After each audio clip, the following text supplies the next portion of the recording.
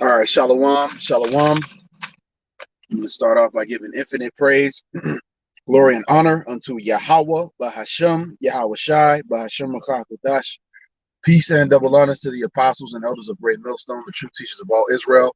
Shalom to the hopeful elect, all right? Coming at you with another lesson through the spirit and power of Yahweh, Bahashem Yahweh Shai, Bahashem Machakadash, to feed the lambs of the Lord with knowledge and wisdom and understanding. And I'm going to dive into this lesson concerning the Maccabees, all right? Hey, Shabbat Shalom, brother. Shabbat Shalom. Yahweh Shem Yahshua Barakatah. Going into some of these valiant deeds, all right? The acts of bravery of our forefathers, man, and it's true, okay? Which we come from the legacy of greatness. We come from the legacy of the prophets, the men of the Lord, okay? And Lord's will, we're in our lot in these last days, fulfilling the role that the Lord has intended for us, man, just as he did for our forefathers. This is Romans 15:4. For whatsoever things were written aforetime were written for our learning, that we through patience and comfort of the scriptures might have hope. You see that? Okay, patient and comfort of the scriptures. This is comforting when we go into these stories of the things that our forefathers did, man. Okay, overcoming the nation of Edom. Because that's really what the Feast of Dedication, all right, Chanak, all right, that's what it's all about, is triumph over our enemies, man. Really, most of our high holy days pertain to that, man, okay? Main one being the Passover, okay? But when we go into the speeches that Judas Maccabeus gave his men, it's very inspirational. I want to touch upon a few of them briefly. And Lord's will, this will be edifying, man. Another one I wanted to grab real quick is in the book of James. James 5 and verse 10. Take my brethren, the prophets, who have spoken in the name of the Lord, for an example of suffering, affliction, and of patience. Okay? Yeah, it's raining a bit right now, so Lord's will, y'all can hear me over the rain. I try to, elevate my voice as much as possible. All right, but yeah, the prophets, man, and Judas is in that lot as well, because hey, man, he was saying that he was going to overcome his enemies, and that's exactly what he did. And what did he do? He acknowledged that it was going to be through the Lord. Okay. 11th verse. Behold, we count them happy which endure.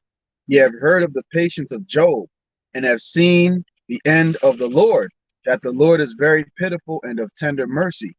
You see, so he's going to have mercy upon his elect, just as he had mercy on the Maccabees, the Maccabean brothers. All right, which is clearly, those men are clearly of the elect. Okay, so let's dive right into it. Okay, this is First Maccabees 3:17. All right, let me read the. Yep.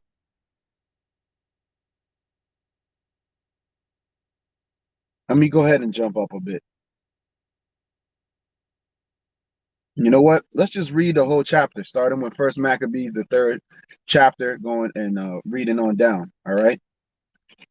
Not the whole chapter, but we'll read a good portion of it. First Maccabees 3:1. Then his son Judas, called Maccabeus, all right, Mattathias, was the father of the Maccabean brothers. Okay. But it says, then his son Judas, called Maccabeus, rose up in his stead, and all his brethren helped him. And is not Maccabeus, or Maccabees means hammer. All right. And basically, man, through the spirit, we're coming in that same spirit of the hammer, man. And what is the hammer? The scriptures, man. The word is as a hammer that's beating this kingdom down. So just as our forefathers, all right, defended and brought out, and guess what? Judas was bringing out the word, man. When you go into 2 Maccabees 15, he had exhorted his men out of the law and the prophets, it says, roughly paraphrasing. But Lord's will, I'm gonna grab that. But it says, First Maccabees 3:1. Then his son Judas, called Maccabeus, rose up in his stead, and all his brethren helped him, and so did all they that held with his father, and they fought with cheerfulness the battle of Israel. Yeah, they fought with cheerfulness, just like how we fight. We battle with cheerfulness. You see brothers out there on the highways and hedges. That's when you see us in our element, man. That's where we love to be, on the battlefield, just like Judas Maccabeus, just like King David. Okay, because we rejoice in being able to pronounce the end of our enemies to their faces, man. All right, so we have a very blessed position. And hey, all praise to Yahweh by Shem Yahweh Shah for waking us up and using us as the vessels to bring out the prophecies, man. Okay. So first Maccabees 3:3. So he gat his people great honor and put on a breastplate as a giant and gird his warlike harness about him, and he made battles, protecting the host with his sword. In his axe he was like a lion, woo, and like a lion's whelp roaring for his prey. Yep, and that's just how the spirit that's in us, the spirit of Yahweh Shai, man. You know, and when you look at it, this whole situation paved the way for the time of Yahweh Shai. All right, that Jay could still even be in the land at that point. Okay, so this is a very important and pivotal time in our history. This is the time directly preceding the Lord Yahweh Shai walking upon the earth. And the so-called Christians don't think that this is important or relevant. All right. And then you find out how our people went into becoming Greeks and became heathen-minded, became Hellenized, you know. But again, first Maccabees 3:5, for he pursued the wicked. All right, the nation of Edom are the wicked, and those are the ones that were coming against the Maccabees in Israel back in those days. All right, it says, and sought them out and burnt up those that vexed his people. See, we're proclaiming that those that are vexing our people are going to be burnt up. Okay, so there's a lot of parallels between what they went through back then and what we're going through right now. All right, and also, mind you, right back then it was a carnal battle. Now it's a spiritual battle. Okay, because when Yahweh Shai came, the spirit changed. All right, the spirit back then was to fight. Okay, at this particular point in time, the spirit was for Israel to fight. The scriptures say that there's a time and season, you know, for everything there is a time and season. So at this point, when the Maccabees were on the scene, that was the time to fight and overcome in the carnal battle. Okay, but when Yahweh Shai came, the spirit changed, and now it's a spiritual battle because the real enemy that Yahweh Shai had to conquer was death. Okay, and he conquered that enemy, which is death, and he put the flesh into subjection and conquered death, man. Okay, so that's the difference, you know. And now we're fighting a spiritual battle, but there's still a lot of parallels between what they went through in their carnal battle, because they still had to be courageous. I mean, we still have to be courageous. We still have to be bold, just like our forefathers were, even though it's not a carnal battle with swords and weaponry. Okay. First Maccabees 3:6. Wherefore the wicked shrunk for fear of him. Woo! And all the workers of iniquity were troubled, because salvation prospered in his hand. Yep. He was set up to deliver his people. And that's just what he did. The wicked shrunk for fear of him. All right. So the enemies trembled, man.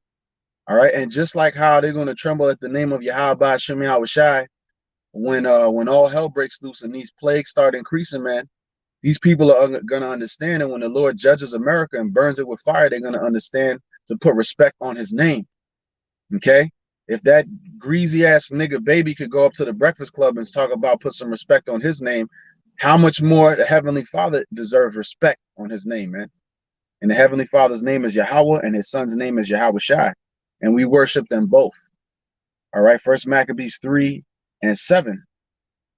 He grieved also many kings and made Jacob glad with his acts, and his memorial is blessed forever. See, this is the thing about it, is a legacy, man. And this is what most people don't think about, legacy. Being in this truth causes us to be legacy minded, man. So when you're looking at legacy, death is really a minor thing in the broad scheme of things, you know. And Yahweh Shai already conquered death. So immortality is in us. Even if they put us to death, we're still going to come back and be perfect and righteous when Yahweh Shai returns, man. Lord's will we be of that number. But first Maccabees 3:8. Moreover, he went through the cities of Judah, destroying the ungodly out of them and turning away wrath from Israel. so that he was renowned unto the utmost part of the earth, and he received unto him such as were ready to perish. And you know this had to be a so-called black man, because ain't no Amalekite. They try to talk about how they celebrate Hanukkah, which in the Hebrew is Chanakh. All right, ain't no Amalekite gonna be able to do the valiant acts that our forefathers did, man. Okay, so you don't fit the bill. All right, you devils could barely even keep your numbers up. Could barely even have a seed in a woman and populate yourselves. All right, that's how down and out you devils are. But there's no way no so-called white man could do these valiant acts. No Edomite could do these valiant acts that our forefathers did, man. Okay, the Spirit bears witness. All right, First Maccabees 3:9, and yep, 10. Then Apollonius gathered the Gentiles together in a great host out of Samaria to fight against Israel. Right, so they seen that he was just like now. They see that um, this truth is going forth, and now all of our enemies are round about us, waiting to see our downfall. Okay, and it says, which thing when Judas perceived, he went forth to meet him, and so he smote him and slew him. Many also fell down slain, but the rest fled. And this is the power of a man that knows that the Lord is with him. This is the power of the Heavenly Father being displayed. And remember, the Lord always likes dealing with small numbers, because that shows his power. That reflects in his strength and his almighty power being displayed, his omnipotence being displayed. All right, because it goes to show that the victor of the battle isn't with the numbers, it isn't with men, it isn't with the will of men, it's with the will of the Lord and the power of the Lord that he puts in his men to overcome. All right, First Maccabees 3:12.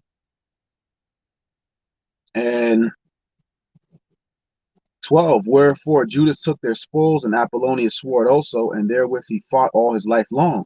Now when Saran, a prince of the army of Syria, heard say that Judas had gathered unto him a multitude and company of the faithful to go out with him to war. Right, only the faithful could go out to war. Okay, and it's the same thing with us. Only the faithful brothers, the faithful, hopeful, elect prophets of Yahweh Shem Yahushua can go out here and wage war against this beast system, this spiritual battle that we're in. All right, First Maccabees 3:14. He said, I will get me a name and honor in the kingdom, for I will go fight with Judas and them that are with him, who despised the king's commandment.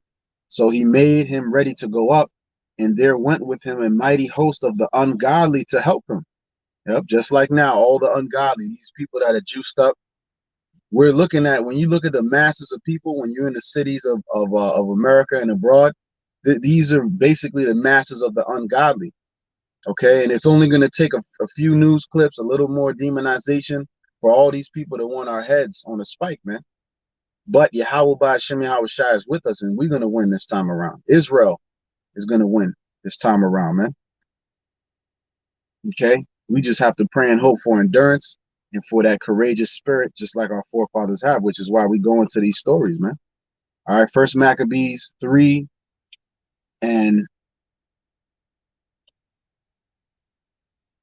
yep, 14 again. At the end, I want to get this point too. It said, for I will go fight with Judas and them that are with him, who despise the king's commandment. Right. So we despise the king's commandment, which is the ruler of this world, Esau Edom. He's commanding you to get a jab. But eventually, he's going to command you to get an RFID chip inside of you. So we also despise this place, man, and we despise the ungodly. All right. Psalms 90, real quick. Psalms 94, is it? Yep. Psalms 94:16. Who will rise up for me against the evildoers? Who will stand up for me against the workers of iniquity? Unless Yahweh had been my help, my soul had almost dwelt in silence, right? And that's how the Maccabees felt. But they were set up to stand up against the workers of iniquity.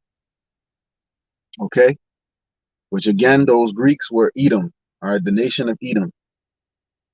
And when you look at the things that they did, the things that they implemented, all right, the gymnasium, the place of exercise, It's the same thing now.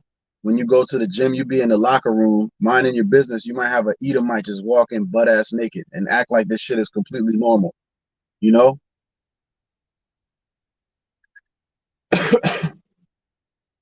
that's one example. All right, the sports, the athletics, the Coliseum. You know, a lot of parallels from ancient Rome. Okay, which this is Rome all over again. First Maccabees 3:16, and when he came near to the going up of Beth Horon, Judas went forth to meet him with a small company, who, when they saw the host coming to meet them, said unto Judas, how shall we be able, being so few? All right, so this is the mentality, all right, that this one man had, which say sometimes you might have a doubt demon jump on you, but that's why the Lord has set up men to exhort one another and encourage one another in righteousness. Okay, and it says, how shall we be able, being so few, to fight against so great a multitude and so strong, seeing we are ready to faint with fasting all this day? Unto whom Judas answered, it is no hard matter for many to be shut up in the hands of a few. And with the God of heaven, it is all one, right? It's one and the same. To deliver with a great multitude or a small company, it's all the Lord could deliver with a few select men, the same way it would be that same power will be with those few select men as though it was millions of troops. Okay. For the victory of battle standeth not in the multitude of an host. It's not a numbers game. Okay. For you guys talking about, oh, y'all only get a few views. How could that be the elect? Where's the 144 and blah, blah, blah? Listen, the Lord got things going on that we can't even see, man. He got prophets global, worldwide. Okay. Not only that, but we know that it ain't about the multitudes, man. Okay. Some of you false prophets, you need to go back into the book of Maccabees, man, and see how the Lord was getting down. See how the Lord was using these men. All right, our great forefathers, and be reinvigorated in the spirit. All right. Again, 19th verse. For the victory of battle standeth not in the multitude of an host, but strength cometh from heaven. Right. It's not about the numbers. Y'all brothers y'all don't even get that many views on your videos. That don't matter. As long as the elect is getting edified, that's a beautiful work being done. You know, the strength cometh from Yahweh Hashem Yahushai. 20th verse. They come against us in much pride and iniquity to destroy us. Is that not exactly what's happening now? All right. The pride of thine heart hath deceived thee, thou that dwellest in the clefts of the rock. That's talking about Esau, man. All right. They come against us in much pride and iniquity to destroy us and our wives and children and to spoil us. Right. That should make you vex, man. That should make you want to fight for righteousness, man. That should make you want to be on fire for this truth, man. Like how Judas Maccabeus and his brothers was on fire for righteousness, man. That's the same spirit we ought to be in, man. All right. Being on fire really should be a default for this truth. All right. And even if a brother's on fire, guess what? We could all do more, man. All right. And even the apostles themselves would tell you that. All right. First Maccabees 3:21. But we fight for our lives and for our laws. Right. And we're fighting for eternal life, man. All right. It says, yep. Wherefore the Lord himself will overthrow them before our face. And as for you, be ye not afraid of them. All right. And then right after he said this, look what happened. It said, now as soon as he had left off speaking, he leapt suddenly upon them. And so Saran and his host was overthrown before him. Man, I would, hey, Lord's will, man, imagine witnessing that, you know, and we'd be able to, maybe in the kingdom, we could go back and look at these things that happen. But man, that's a heavy thing that happened there, man. He went and overtook them right after he said these magnificent words, which was from Yahweh Hashem Yahushai. He went and took the whole army down, and they pursued them from the going down of Beth Horon unto the plain, where were slain about 800 men of them, and the residue fled into the land of the Philistines. Right. All right. Then began the fear of Judas and his brethren, and an exceeding great dread to fall upon the nations round about them. Right. There's exceeding great dread now upon our enemies, man. When they come across us on the highways and hedges, you see how these devils got a real low spirit. You know, it's as though you're not even there, but they hear what you're saying, but they just want to drown it out and try to say, "Nah, this is just a crazy motherfucker." But the Lord always had it like that, man. Where He's gonna choose the base things, the things that are looked down upon, to bring out the highest truth, man. Okay, all right. And these were underdogs, man, just like we're underdogs. All right. So great dread is coming upon our enemies, man. These elite devils, they know what's happening. They know what's about to happen. All right. And there's no way you can upset prophecy.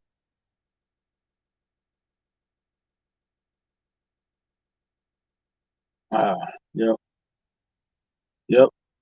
And it says 26 verse, in so much as his fame came unto the kings and all nations talked of the battles of Judas, right? He began to get that name for himself. All right. Well, the scriptures say that too. Praise and fame in all the places where we have been put to shame. If a brother could post that, Baba Shah, I'm roughly paraphrasing it. But this is Second Maccabees 15 and 7. Let's read the 6th verse. So Nicanor, in exceeding pride and haughtiness, determined to set up a public monument of his victory over Judas and them that were with him. Right. They're already ready to fill their belly, man. These elites. All right, they ready to celebrate the downfall. Well, they've been celebrating the downfall of Israel, but now they're getting ready to celebrate their crowning, the crowning of their enterprise, which is going to be to implement this mark of the beast. Okay, and they're really aiming it at us. All right, Esau would want, he wants nothing more than to see the Lord's elect, the Lord's prophets, be destroyed, tortured, and eventually receive that mark and be destroyed. But Yahweh Hashem Yahushua got us, man. All right. Second Maccabees 15 and 7. But Maccabeus had ever sure confidence that the Lord would help him. That's the spirit we ought to be in, brothers. No matter what happens, we have to understand that Yahweh Hashem Yahushua is with us, man. As long as we have the same diligence and the same mindset, all right, we're playing our part. Yahweh Hashem Yahushua is going to show up for us, man. He's showing up for us now by having us prophesy. How much more when all hell breaks loose? Miracles, man. All right. He might send Leviathan to save a group of brothers from a situation. You know, you got a whole host surrounding brothers in the campus. I'm just throwing out, something that potentially could happen, but just in some for inspiration, you might have a whole host surrounding brothers. All right. The walls are closing in. They got all the troops ready, and then Leviathan just come and just flame up the whole army, and then the Lord give men spiritual power to take care of the rest. That's very well possible, man. That's the beauty of it, though. We don't know how it's good. That's why that's why you watch a good movie, because you don't know what's going to happen, and you're glued to your seat to see the climax, and we're quickly approaching that climax. All right, Second Maccabees 15 and 7 again. But Maccabeus had ever sure confidence that the Lord would help him. Wherefore he exhorted his people not to fear the coming of the heathen against them. Right. Let's get that in 2 Timothy. All right. Don't fear the coming of the heathen, man. Okay. It says, let me finish that verse. It says, not to fear the coming of the heathen against them, but to remember the help which in former times they have received from heaven, and now to expect the victory and aid which should come unto them from the Almighty. Right. Expect the victory, brothers. Meditate on the victory. Meditate on Yahweh Shai putting a crown of life upon you, man. Lord's will, of course, Second Timothy 1 and 7. For the Most High have not given us the spirit of fear, but of power and of love and of a sound mind. That's right. Just like Judas Maccabeus had a sound mind. All right. And this, when it's troubling times, having a sound mind is the best possible thing that a man can possess, because it's going to lead you not to make the hasty decisions that lead to death. All right. And that's what it is to be grounded in Yahweh by Hashem Yahushai, with knowledge and wisdom being the stability of our times. All right. Second Maccabees 15 and 9. And so comforting them out of the law and the prophets, and withal putting them in mind of the battles that they won afore, he made them more cheerful. Right? Look at all the things we've already overcome, brothers. Just like when King David went to slay Goliath, I always bring this up through the spirit that he had already overcome a lion and a bear. So the Lord gives you examples. We all have you. I'm sure you brothers have your own testimonies to show that the Lord is with you. How the Lord then delivered you from this situation, that situation. So it would be wicked at this stage in the game, now that it's getting hot and heavy, to now all of a sudden doubt the Lord, man. So we have to be renewed in faith and renewed in strength each day. And that comes with prayer, all right? Studying and staying on fire, man, for this knowledge. 2 Maccabees 15 and 9, again, and so comforting them out of the law and the prophecy. What was he doing? Reading them the scriptures. See, look at how we overcame this. Look at how King David took down these heathens. Look at what our forefathers did. This is what Judas was going into with his men. Okay, so he was a prophet, and it says, and withal putting them in mind of the battles that they won afore, he made them more cheerful. And when he had stirred up their minds, he gave them their charge, showing them therewithal the falsehood of the heathen and the breach of oaths. Right. And that's what we're doing, exposing the works of Esau, Edom, exposing how their filthy kingdom is fit for destruction. All right. So the Lord is not going to justify these elites, these wicked people. They're not going to be justified. All right. We serve a just power, and he is going to justify his servants, man. Okay. 11th verse. Thus he armed every one of them, not so much with defensive shields and spears, as with comfortable and good words. Right. It was about the spirit that was there, man. All right. Because the host that they were going against, they were well armed, man. Plenty of money, plenty of weapons, just like the beast system we're going against now. They had everything they needed to wage war. Guess what? It wasn't good enough to take down the elect of Yasharallah, man. Okay. It says, thus he armed every one of them, not so much with defensive shields and spears, as with comfortable and good words. And beside that, he told them a dream worthy to be believed, as if it had been so indeed, which did not a little rejoice them. Right. And then he goes into a dream that he got a golden sword. Okay. You know what? I'll read that part, matter of fact. 14th verse. And this was his vision, that Onias, who had been high priest, a virtuous and a good man, reverend in conversation, gentle in condition, meaning he was worthy of honor and to be respected. All right. Gentle in condition, well spoken also, and exercised from a child in all points of virtue, holding up his hands, prayed for the whole body of the Jews. This done in like manner, there appeared a man with gray hairs and exceeding glorious, who was of a wonderful and excellent majesty. Woo! Then Onias answered, saying, this is a lover of the brethren, who prayeth much for the people and for the holy city, to wit, Jeremiah, the prophet of the Most High. So he had a dream, a vision about the prophet Jeremiah. Okay, take this holy sword, a gift from the Most High, with the which thou shalt wound the adversaries. Woo! And what is the sword that what does that represent now, man? This word, the two-edged sword. This is what is wounding our adversaries, man. Okay, and this sword is getting sharper day by day, because iron sharpeneth iron. So all the edification, brothers, or people, I'll say people that don't understand the truth, they might say that this is redundant. Oh, we're going into the same things, but that's because when you training, man, it's not this glorious thing.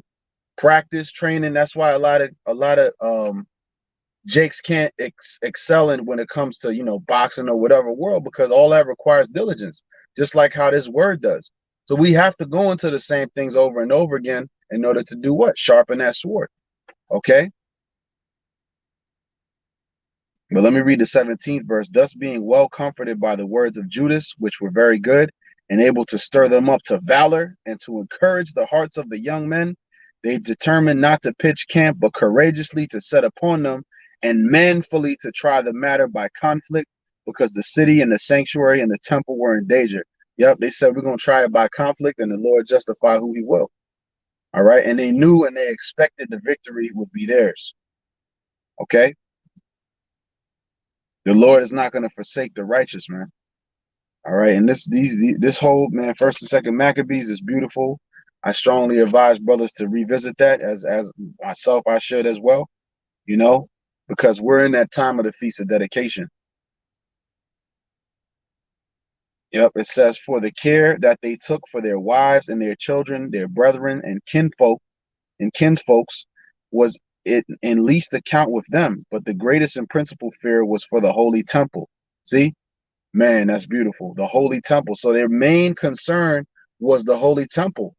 All right. And what is the temple now? The elect. So our main concern is not towards the things of this world. You might have a family, but the priority has to be towards this temple. See how all these things are spiritual? Okay. And the temple is the elect, man, the lively stones. Okay, because that's what the Feast of Dedication is all about, the purification of the temple. And we know that the temple is the elect. All right. 1 Peter 2:5. Ye also, as lively stones, are built up a spiritual house and holy priesthood to offer up spiritual sacrifices acceptable to the Most High by Yahweh Shai HaMashiach. Right. Lively stones. All right. The lively stones are the elect brothers. The spiritual house is being built. Okay. So, yep, that was pretty much it for the lesson. I'm going to grab a few of these, just a couple off the comments. Let's see.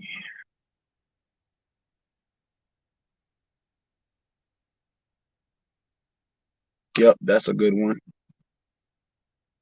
Chazak Man Yahweh put Sirach 4:28.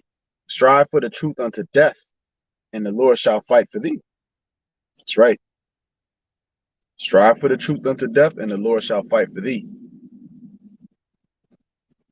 First Thessalonians, this is the brother Tazarach Banyamyan. First Thessalonians 4:18. Wherefore comfort one another with these words, right? And that's what we're doing, putting brothers into remembrance. Yep. Chazak Man Yahweh, John 8:32, and ye shall know the truth, and the truth shall make you free, right? No 501c3 charters, no sellout BS. You had sellouts back then during the Maccabees, you know. All right. And what happened to them? They were destroyed. This brother Chabar put Isaiah 51:12. Even I am he that comforteth you. Who art thou that thou shouldest be afraid of a man that shall die, and of the Son of Man which shall be made as grass? Right. We have comfort in the scriptures, man. And you know what? That causes us not to be comfortable in this society, comfortable in the worldly sense, because we're inclined to the comfort of the scriptures, which requires diligence and mortifying the deeds of the flesh and not becoming a friend to this world. All right. That's why I said that thou shouldest be afraid of a man that shall die, and of the Son of Man which shall be made as grass. Right. Don't fear men. Fear Yahweh Hashem Yahweh Shai who made men.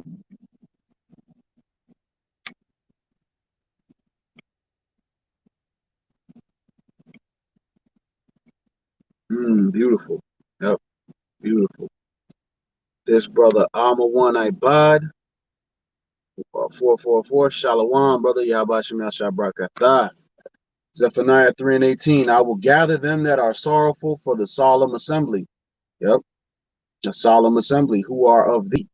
Yeah, the Passover is a solemn assembly, but some guys treat it like it's a turn up.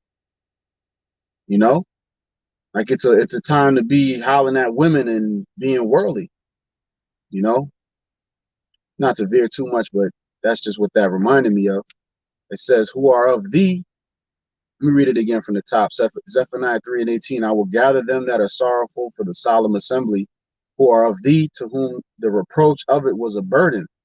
Right? We are a reproach in the earth. We're at the low point. But the Lord has the power to take us from that low point and put us on top to be the rulers of this planet. And that's what we're being prepared for now. All right, 19th verse. Behold, at that time I will undo all that afflict. Yep, I will undo all that afflict thee. Oh, y'all brothers both put that up. That's the spirit. Behold, at that time I will undo all that afflict thee, and I will save her that halteth, and gather her that was driven out, and I will get them praise and fame in every land. Yep. Yeah, I haven't brought that one out in a minute. The water, Akim. The water. Yeah, that's why I gotta do these lessons is keep the sword sharp, man. You know, it says, and I will get them praise and fame in every land where they have been put to shame. Right? Just like Judas Maccabeus, he got that praise and fame.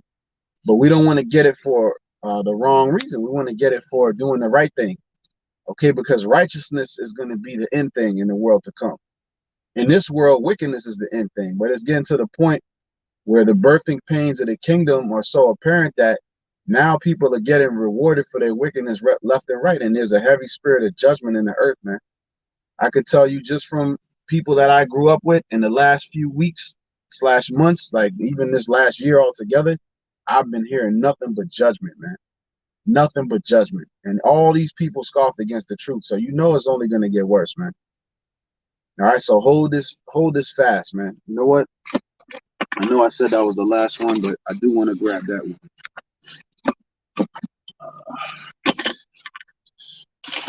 So there it is.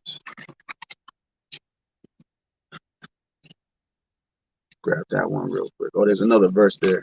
It says, at that time, I will bring you again. Yeah, Zephaniah 3:20. At that time will I bring you again, even in the time that I gather you, for I will make you a name and a praise among all people of the earth, when I turn back your captivity before your eyes, saith Yahweh. Right. All right. And the praise is really directed towards Yahweh by Shem Shah. But hey, as it is written, we will be the perfection of beauty. So the Lord is going to display his immortality through his people and put in that new covenant in us. Okay. Yep.